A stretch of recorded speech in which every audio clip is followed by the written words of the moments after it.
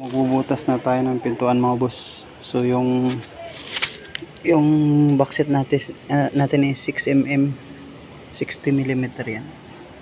So pag convert sa cm is 6cm lang yan. Pag sa inches ay 2 and 3/8. So ito yung metro natin, may conversion na siya. Ayan, 2 and 3/8. Ayan po, 2 inches and 3/8. So pag sa centimeter siya, yan 60mm nya, 6cm. So isang metro, wala siyang, hindi mo makita yung 2 and 3/8 dito. So kailangan marunong ka magbasa nito. So ito yung 1/2. Tuturo natin 2 and 1/2. Hindi na makita, malabo.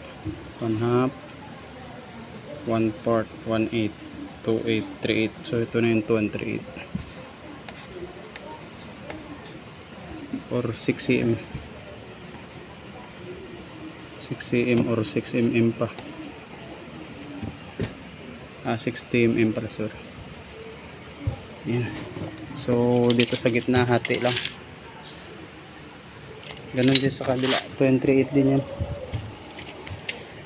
So ito gamitin natin mga butas. Ito, ilang millimeter ba yung ano dito? 54mm siya, so 5.4 cm yan. Sukatin natin 5.4 cm.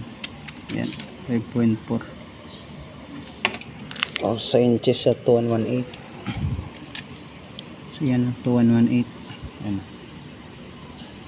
dulo-dulo. So butasin na natin. So ito yung sa gitna nya, yung manipis sa latch ng doorknob.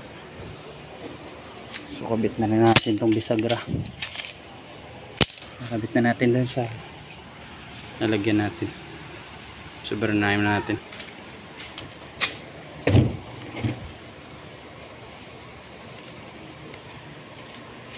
So tanggalin na natin, palitan na natin ito. Dito naman siya.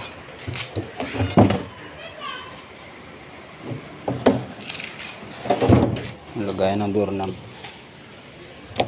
Then pagkabutas. So bisagra na lang. Tapos na.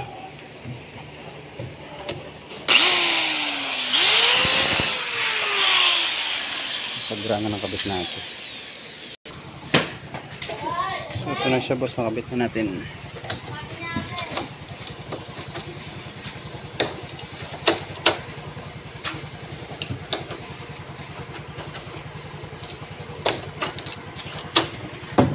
Bisagra na lang. Ay, so dito yan ang mga bilaan. Kulang tayo sa dito.